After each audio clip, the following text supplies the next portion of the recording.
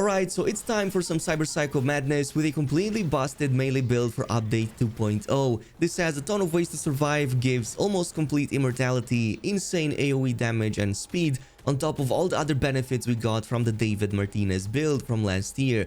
I'm going to show you how the build works, best skills, as well as best options at low and high level, so let's jump right in. Now, the way this build works is quite straightforward, no pun intended. We're gonna constantly rush towards enemies and knock them down with the wrecking ball. We have a ton of AoE damage via abilities like Quake that just destroy enemies in huge areas the higher the point to jump from. Plus, it's going to constantly give us extra stamina and HP for each of the enemy that we hit.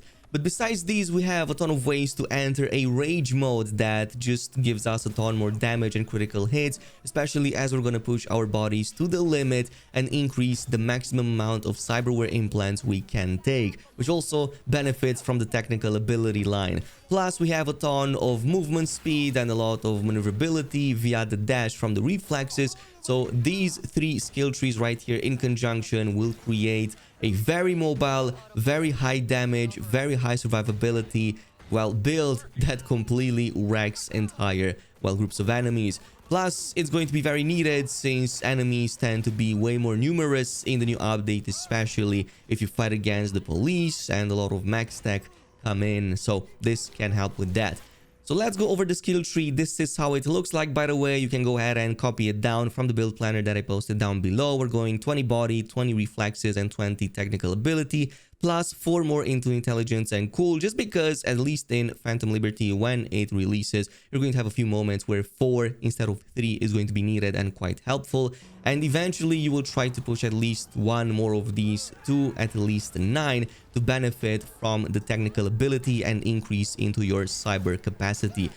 But until then, the main skill tree we're going to focus on at first is going to be body, specifically because of Wrecking Ball, Quake, and eventually the melee blunt finishers. So starting with the Wrecking Ball at level 2, this gives you this very high speed rush ability that lets you knock back targets. It works both with melee in your arms as well as unarmed, so both of these can work just fine. There are 3 passives over here that are very good. One of them is the Fly Swatter. This reduces the incoming range damage by a significant amount, 40%, when you block with a blunt weapon. You can also couple this with Kinetic Absorption. When you block incoming attacks, you gain 10% extra stamina, but also 30% additional damage with blunt weapons for full 5 seconds. And you will be doing this a lot anyway.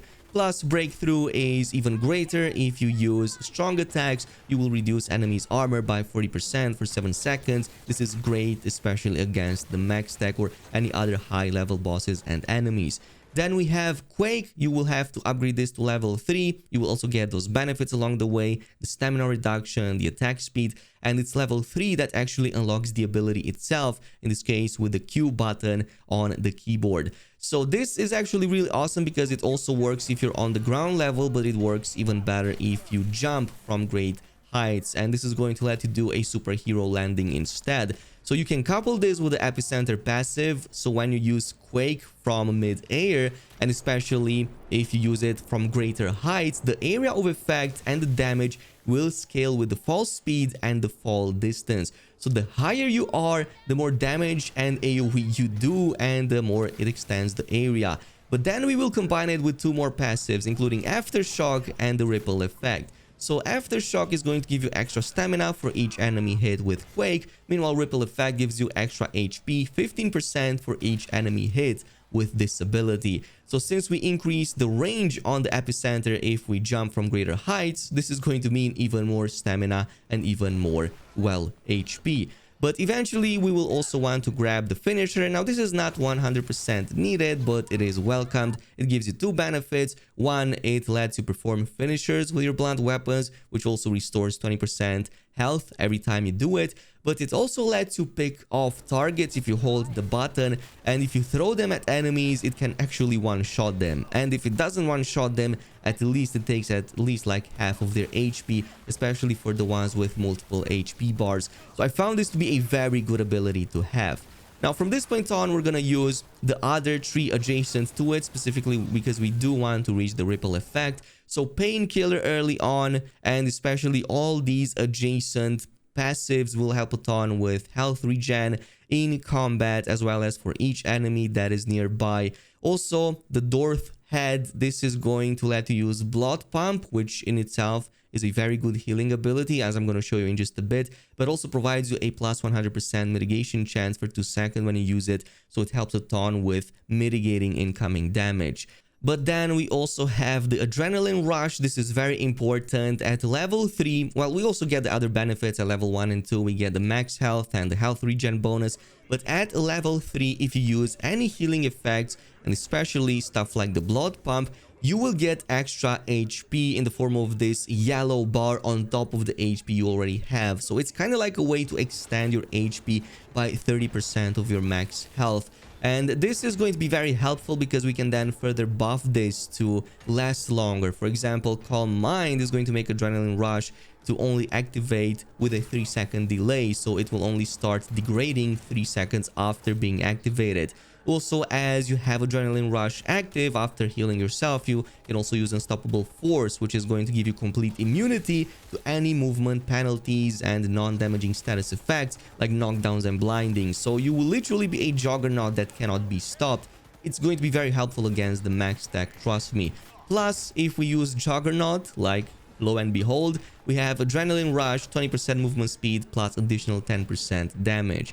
And finally, what will let you almost become immortal here is going to be Pain to Gain. So as you have Adrenaline Rush active, you will have a plus 20% health item recharge after neutralizing an enemy. And since you can just destroy a ton of enemies at the same time with the Epicenter and the Quake, you're going to get it very fast back again. So you will constantly have it available no matter what. This is going to be enough in itself to completely wreck enemies and give you everything you need early on to just fare very well. But there are a few more things that we're going to focus on.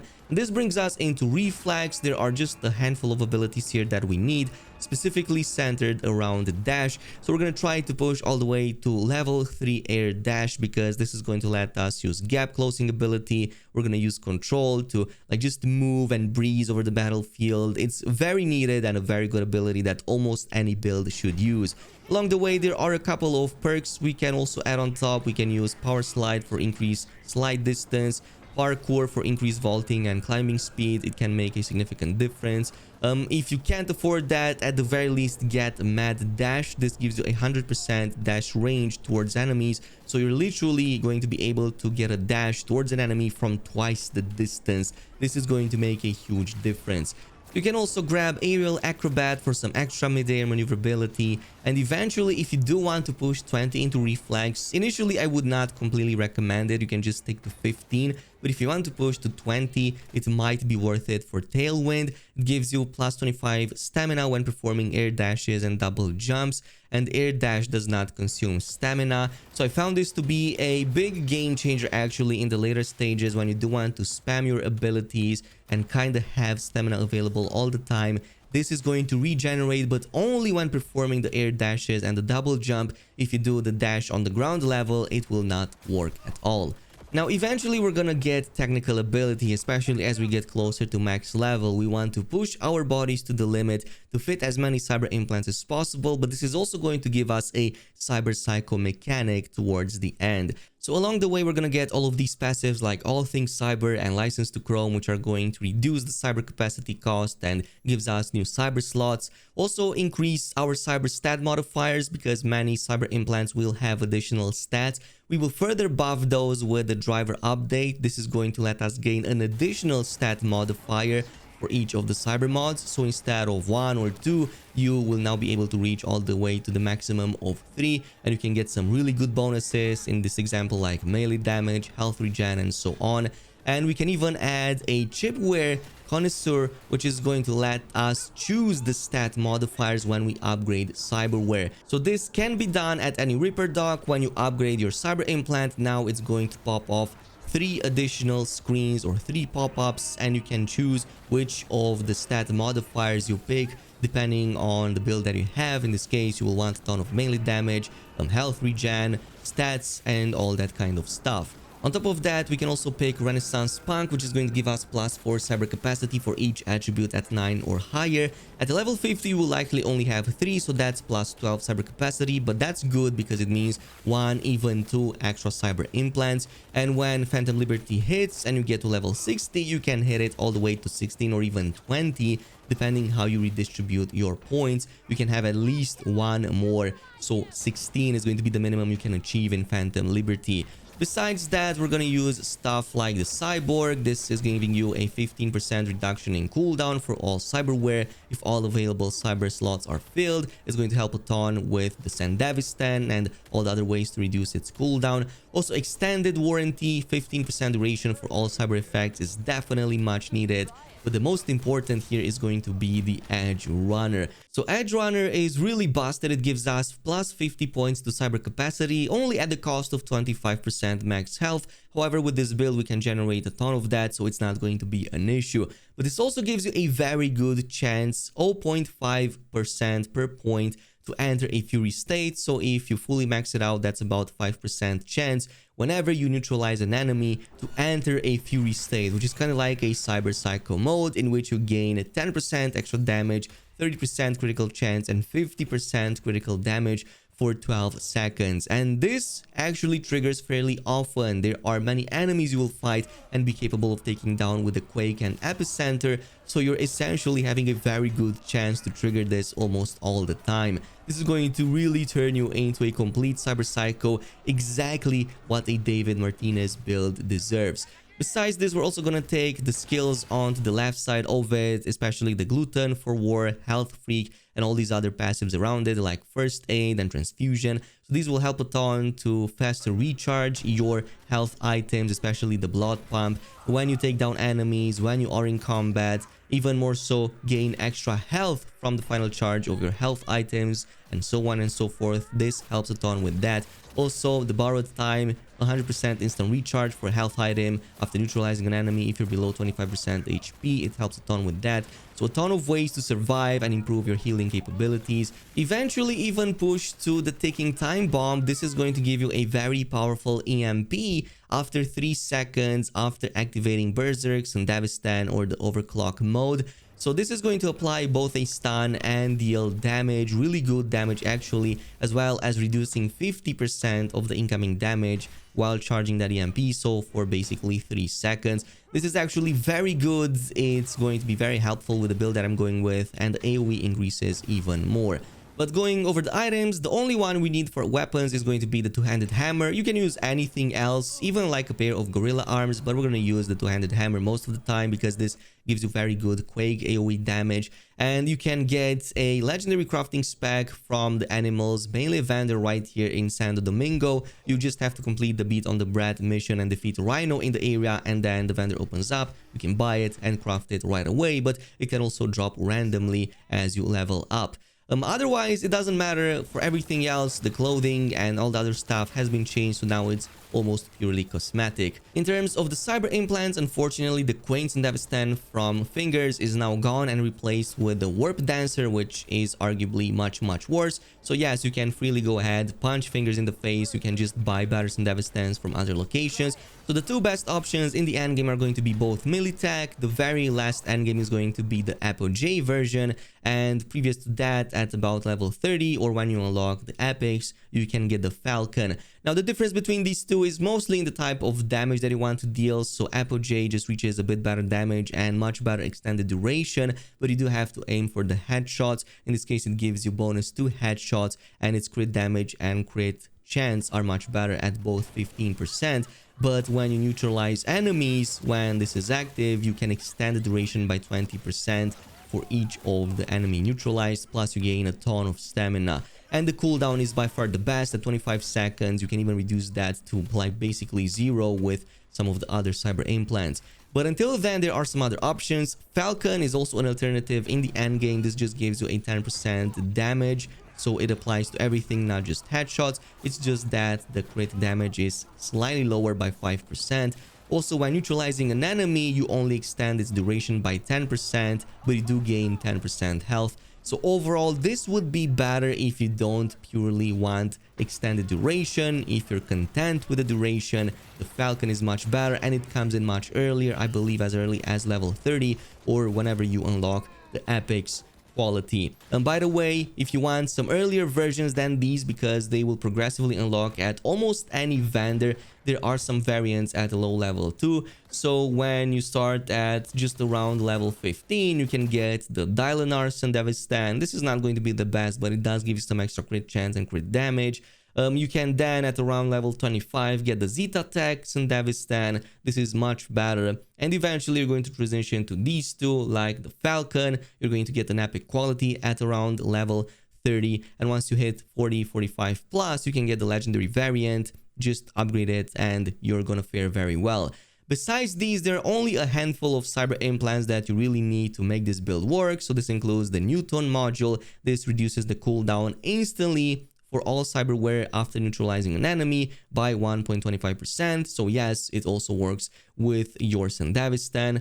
I'm also using Gorilla Arms. This is still built upon the David Martinez build, and when you use Sandevistan, Gorilla Arms can also be much better if you're aiming for the headshots compared to the hammer. In the skeleton system, we can go with the Dense Marrow, by far the most important, gives us extra melee damage. Even though the melee stamina cost is slightly increased, we're not gonna feel it one bit. In the case of the integumentary system, we really want shock and awe. Every time we take damage, we have a 10% chance or 15% chance, since we have max technical ability, to release these electroshock AoE damage for 500 damage to nearby enemies.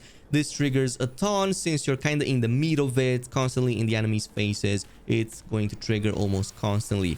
Plus, we can use the nano plating. This just gives us a 7% chance to block incoming projectiles, but it turns into 100% if we perform dodges or dashes, which we do all the time. So we basically almost become immune to projectiles for those 1.7 seconds. Also, you can go with some of the other stuff in here. Blood Pump, it got redesigned and now it functions as a powerful health item.